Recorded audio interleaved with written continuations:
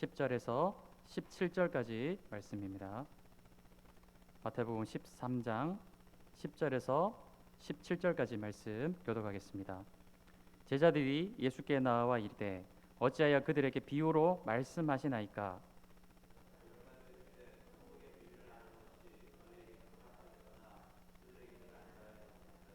무릇 있는 자는 받아 넉넉하게 되되 없는 자는 그 있는 것도 빼앗기리라.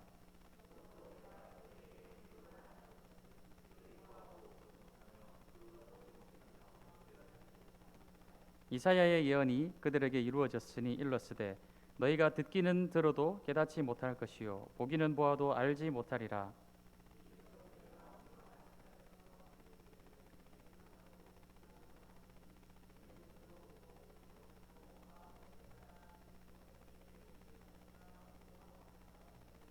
그러나 너희 눈은 봄으로 너희 귀는 들음으로 복이 있도다.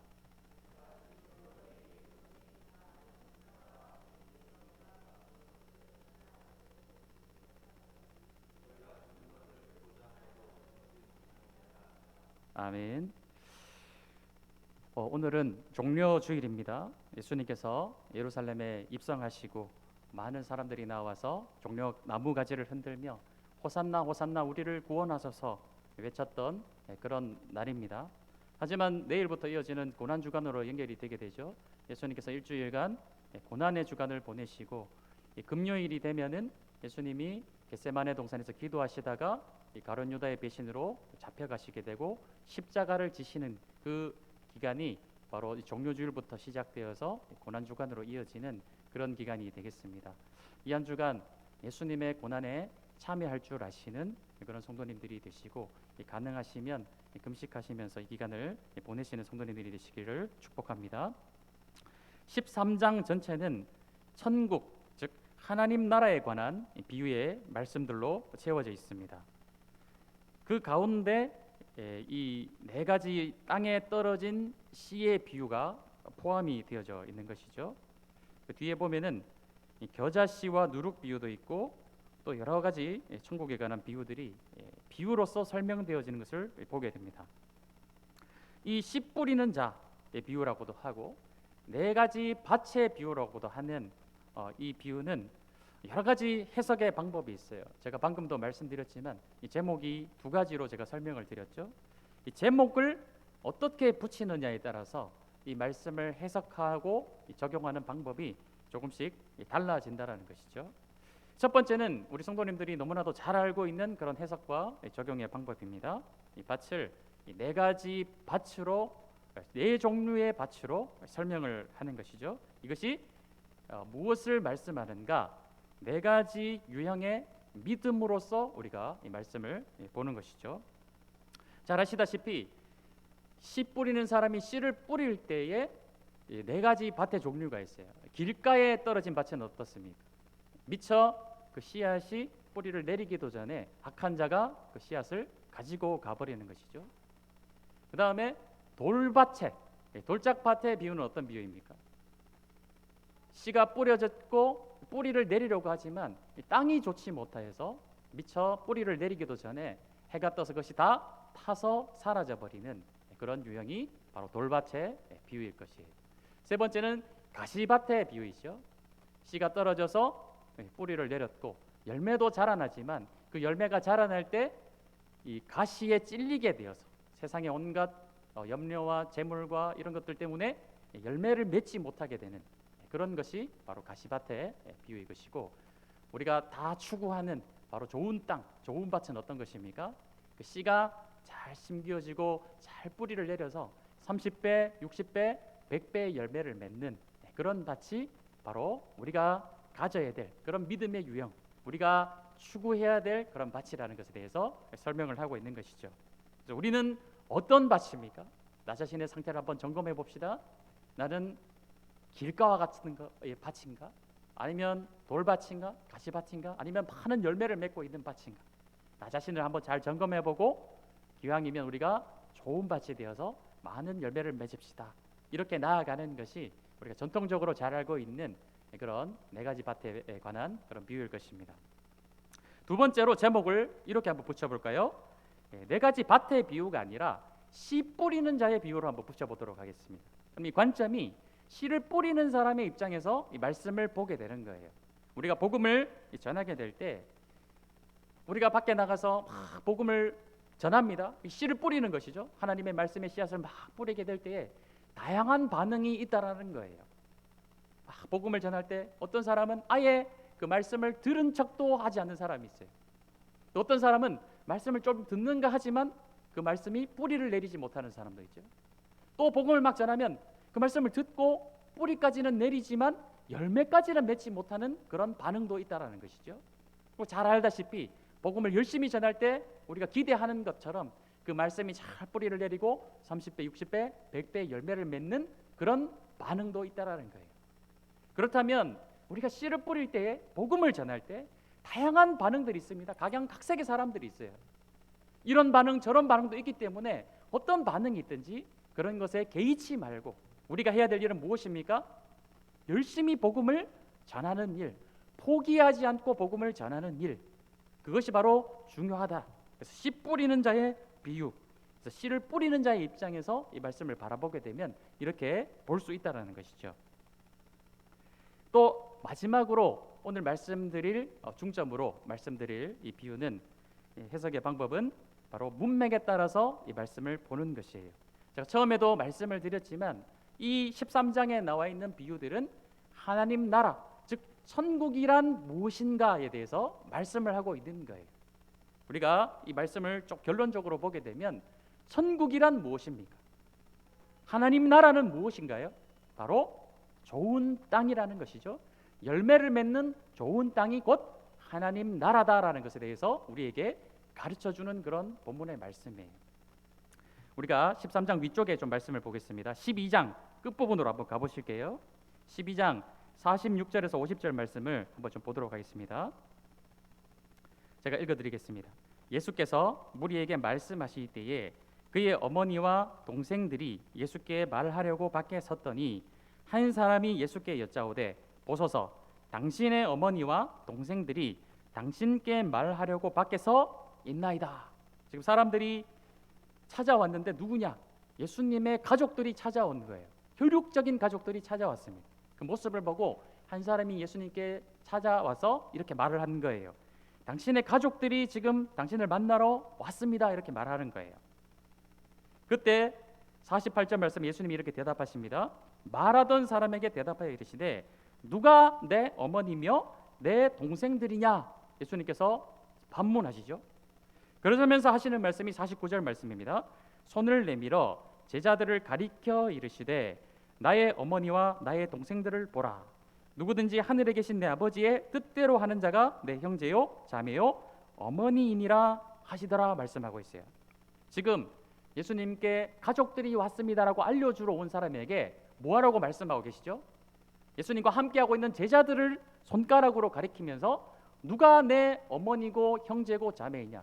바로 여기 있는 나와 함께하고 있는 나의 가르침을 받고 있는 이 자들이 내 형제이며 자매이며 어머니다라고 말씀하시면서 50절 말씀 누구든지 하늘에 계신 내 아버지의 뜻대로 하는 자가 예수님의 가족이다라고 말씀하고 계시는 거예요.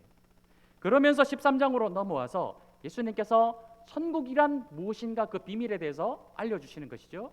천국이란 무엇이라고 말씀하셨습니까?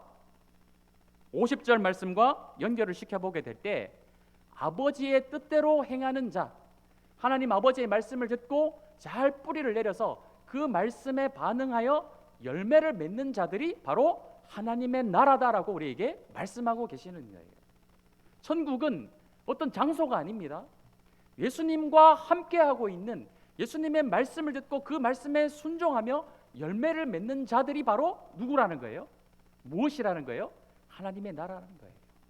어떤 장소적인 개념이 아니라 예수님과 함께하는 그 예수님과 함께하는 에클레시아, 주님이 건져내신 자들, 예수님이 부르신 자들, 그들이 있는 곳이 곧 무엇입니까? 하나님의 나라이고 하나님의 백성이다라는 것에 대해서 말씀하고 있는 거예요.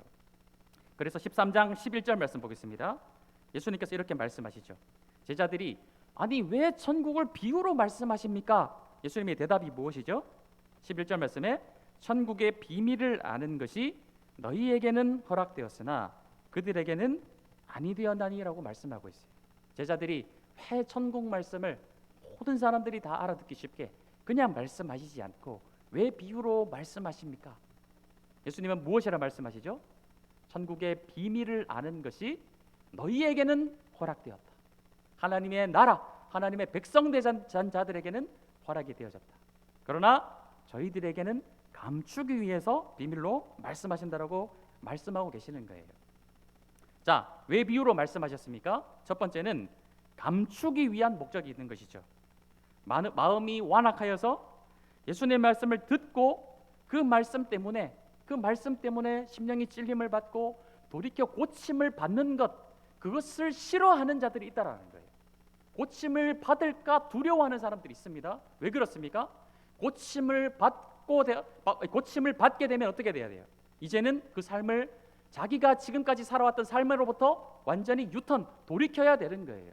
지금까지 자신의 욕망과 자신의 정욕과 자신을 위한 삶을 살았다면 이제 고침을 받게 되면 어떻게 돼야 되죠?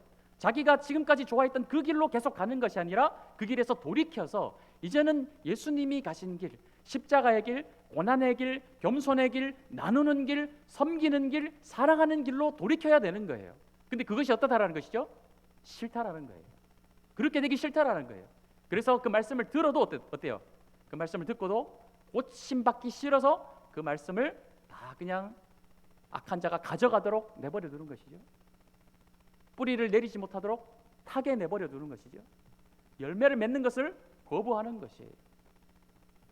그런 자들이 있다라는 것이죠. 그래서 예수님은 이사야의 말씀을 정확하게 인용하셔서 이 말씀을 하시는 것이에요. 14절 말씀 보겠습니다. 너희가 듣기는 들어도 깨닫지 못할 것이요 보기는 보아도 알지 못하리라.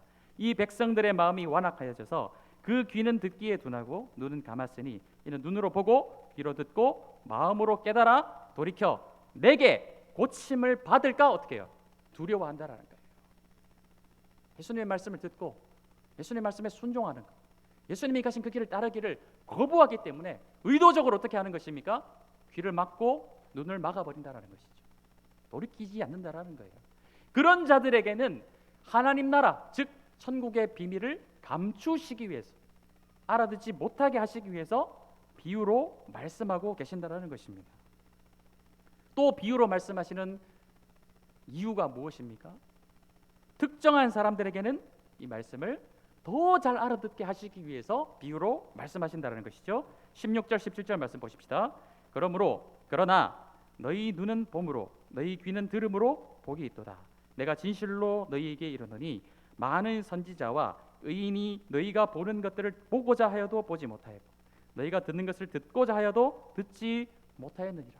예수님께서 지금 이 특정한 사람들, 지금 밖에 서 있는 혈육적인 가족들, 어머니와 형제 자매가 내 가족이 아니라 하나님의 말씀을 듣고 그 비밀을 깨우쳐 알려주는 그 말씀을 잘 듣고 있는 너희들이 바로 하나님의 나라이며, 너희들은 그동안 수많은 사람들이 듣고자 하여도 듣지 못하였던 하나님 나라의 비밀을 너희는 지금 예수님을 통하여 듣기 때문에 복되다라고 말씀하고 계신다라는 것이죠. 특정한 무리에게는 하나님 나라의 비밀을 더 잘 깨닫게 해주시겠다라는 그런 말씀인 것입니다. 우리 이곳에 오늘 오전에 모여서 함께 이 종료주일을 보내고 있는 우리 사랑하는 성도님들, 예수님의 제자들이심을 믿습니다. 예수님의 형제 자매들은 혈육적인 것이 아니라 바로 하나님의 말씀을 듣고 뜻대로 순종하며 행하며 열매 맺는 자들이에요. 그런데 그것이 사실 쉽지 않습니다. 열매 맺는 것이 사실 쉽지 않아요. 네 가지 밭을 비유로 설명드렸지만 지금 나는 어떤 밭의 상태에 있습니까? 정말로 30배, 60배, 100배 열매를 맺고 있는 그런 좋은 땅으로서 지금 살아가고 계시나요? 그것이 결코 사실은 쉽지 않아요. 어떤 분은 정말 어쩌면 가시밭 인생의 길을, 성도의 길을 가고 있을지도 모르겠습니다. 어떤 분은 돌짝밭 같은 아직까지 갈아엎어지지 않는, 말씀이 뿌리를 내려지지 않는 그런 신앙생활을 하고 계신, 그런 고난의 길을 가시고 계신 분도 있을 거예요. 우리 누가복음 8장 11절 말씀을 한번 좀 찾아서 보도록 하겠습니다. 누가복음 8장 11절 말씀. 자, 이게 동일한 본문을 누가복음에서 이렇게 설명하고 있어요. 누가복음 8장 11절 말씀을 보면, 자, 이 비유는 이러하니라. 씨는 무엇입니까? 하나님의 말씀이라고 분명히 말씀하고 있죠. 자, 씨는 하나님의 말씀이, 오늘 이 시간에도 하나님의 말씀이 뿌려지고 있습니다. 지난 수많은 나의 삶 가운데서도 하나님의 말씀은 계속해서 뿌려지고 있어요. 그런데 수많은 말씀이 내 삶 가운데 뿌려지고 있지만 얼마만큼의 열매를 맺으셨습니까? 얼마만큼의 열매를 맺으셨나요? 쉽지 않으시죠? 열매 맺는 것이 결코 쉽지 않습니다. 그러면 어떻게 해야 될까요? 로마서 10장 17절 말씀 또 한번 찾아서 띄워주십시오. 우리 로마서 10장 17절 말씀 한 목소리로 함께 읽겠습니다. 시작. 그러므로 믿음은 들음에서 나며 들음은 그리스도의 말씀으로 말미암아 느니라 라고 말씀하고 있어요. 지금 내 상태를 보시면 참 반성이 될 수도 있고, 아니야, 나는 좋은 열매로서 많은 열매를 맺을 수 있어, 막 이렇게 하실 수도 있겠죠. 우리 모든 성도님들이 그렇게 되시기를 축복합니다. 그러나 지금 현재 내 상태에 대해서 여러분 좌절하거나 실망하지 마십시오. 하나님은 그럼에도 불구하고 우리가 길가와 같은 밭일지라도, 돌짝 같은 밭일지라도, 가시와 같은 밭일지라도 하나님은 우리에게 말씀을 주시기를 포기하지 않으시고 그치지 아니하십니다. 계속해서 그 하나님은 우리가 좋은 밭이 될 때까지 하나님 아버지의 열심으로서 계속해서 씨를 뿌려주시는 거예요. 단 하나 우리가 포기하지 말아야 될 것은 무엇입니까? 지금 내 상태가 아니라 하나님 아버지의 말씀 듣는 것을 내 상태와 관계없이 계속해서 하는 거예요. 포기하지 않고 좌절하지 않고 끝까지 하나님의 말씀을 계속해서 듣는 거예요. 왜냐? 믿음은 들음에서 나기 때문에 그렇습니다. 그 하나님의 말씀을 포기하지 않고 계속 들으면 하나님께서 우리의 밭을 계속해서 경작해 나가시며 우리를 포기하지 아니하시고 계속해서 하나님 아버지의 열심으로써 우리가 길가와 같은 밭에서 돌짝 같은 밭이 되게 하시고, 돌짝 같은 밭에서 조금 더 성숙해서 성화시키셔서 가시 같은 밭이 되게 하시고, 거기서 한 걸음 더 나아가서 마침내 좋은 밭이 되게 하실 하나님 아버지의 열심을 믿으시고 계속해서 그 말씀을 듣기를 포기하지 않으시고 그치지 아니하시는 그런 성도님들이 되십시오. 처음에는 다 누구나 길가와 같아요.